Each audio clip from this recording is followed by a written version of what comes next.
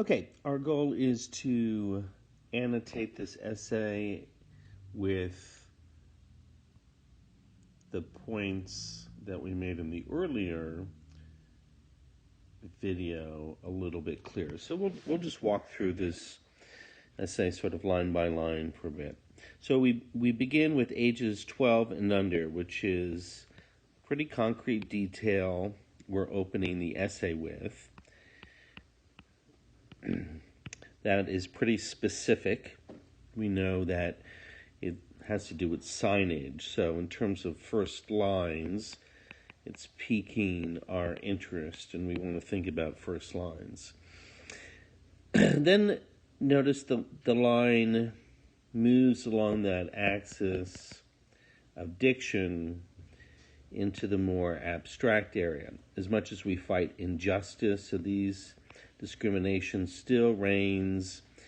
Right at this point in the sentence, we're in what you would know as some commonly L2 language. But then the end of the sentence shifts a bit in hundreds of IHOPs. So now we have back to a little bit of the concrete, a very specific reference across America. And of course, this produces a little bit of the humor too, because we know that in producing comedy, we enter into a particular tone, and the tone right here, injustice, discrimination still reigns. This tone is very serious, and we expect that it's going to continue, but then we suddenly have this great contrast here. We're talking about IHOPs, which we don't normally consider that. So anyway, so we're playing with the access, some concrete language and abstract language, sort of playing with that. If we look at the next sentence, in the world striving for social justice, we're back to this L2. How can we let ageism, and then again we have this little shift from the abstract, spoil breakfast. So we're continuing to play back and forth with the abstract and concrete. And notice if we stayed in the abstract, if the sentence just was, we fight justice and discrimination and all across the United States, we're not really saying too much. It's a very general statement. But it's the concrete references infused here that really make the sentence stand out and become intriguing to us. So as we continue here to move, though I may order a breakfast sampler, eggs over medium, extra syrup. So now we're moving into some of our showing details, and we're moving into a little bit of a different mode. So at the beginning here, we have a little bit of the mode of exposition. I'll just use E here, and then we're getting a taste of perhaps moving into the descriptive mode. Even within exposition, we have some persuasive moments, which we know are always tied to L2, so we have that mode. So again, we're very much playing with the modes. We'll see how this happens, how it continues. Eggs over easy, with a smile on my face, my yearning eyes always wander over to the kids menu. We're now entering a little bit of narration. We're telling the story. And basically, as I mentioned before, the frame of this essay is structured mostly on a narrative moment, and its time frame is very brief, right? It has sort of a beginning where we're ordering breakfast, and then we're going to have an end. So that also is at play here. Anyway, so we'll continue.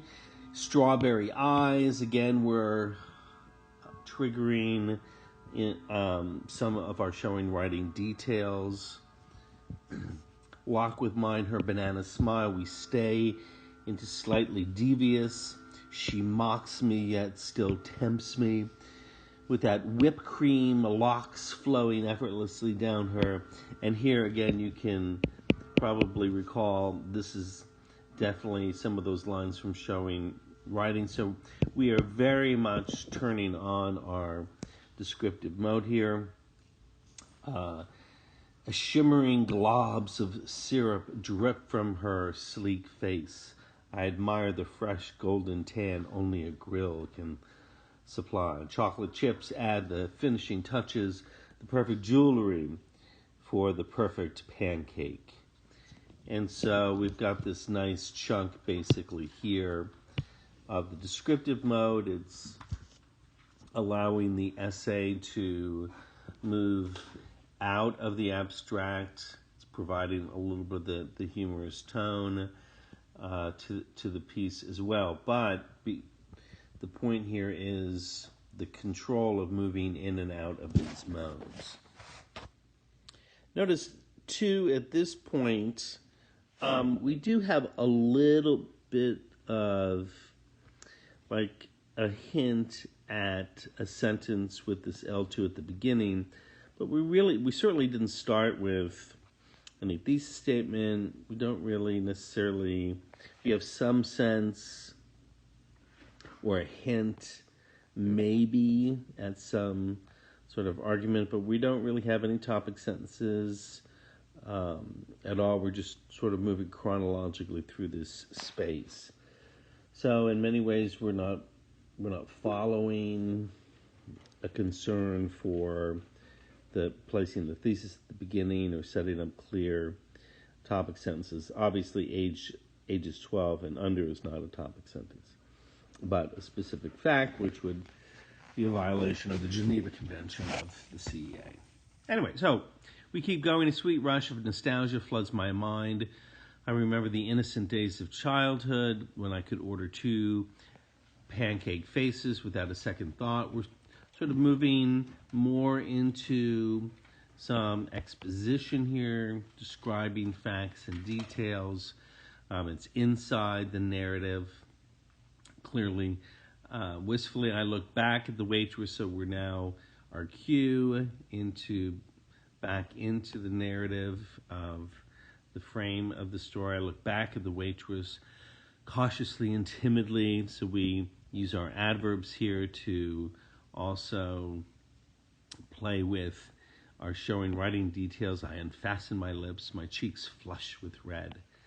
The words on the tip of my teeth, and an orange juice, please. So, again, great narrative, simple descriptive moment, but it's the narrative and descriptive details that are making this short piece tell us a lot about Brendan already.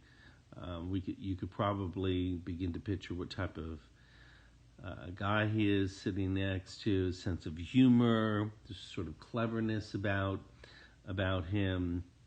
He's clearly in control of the rhetorical writing situation, being able to move in and out of these modes. And so without coming out and articulating, for instance, at the first sentence, I'm a creative person and I will add an enthusiasm to the freshman class at UVA, blah, blah, blah, stuff that anybody would say. We're creating a piece only that captures Brendan and his personality. So we finish up here. I couldn't do it. The order comes, and essentially I enjoy an adult breakfast. So we're still in our narrative mode. However, in reality, all I can think of about our strawberries, bananas, whipped cream, chocolate chips. So we shift a little bit to our descriptive mode here. So again, we're playing narrative description. The pancake face is my secret desire, my unspoken love, but IHOP's intolerant. So we now add a few associative ideas here to intensify the tone. Menu stipulations along with the accompanying embarrassment force me to falsify my want. Ageism and chagrin provoke my facade. So we also, in our slip a rather sophisticated vocabulary facade. That's also interesting because we have quite a range of vocabulary. So we have facade, obviously. There was chagrin somewhere else, intolerant. But then we just have very basic vocabulary of, strawberries, globs. So the essay makes use of the whole range of vocabulary possibilities, and that too says something about the writer as well. He's in command of a wide range of writing possibility here. So we finish up, maybe I'll never again taste the delectable goodness that is the pancake face. So again, even in this sentence, we're playing with some of the concrete details that really give the energy of the piece. Or maybe I'll overstep. Notice here the shift here, the language is becoming a little bit, we're entering now some persuasion, we're going to inject some L2 finally.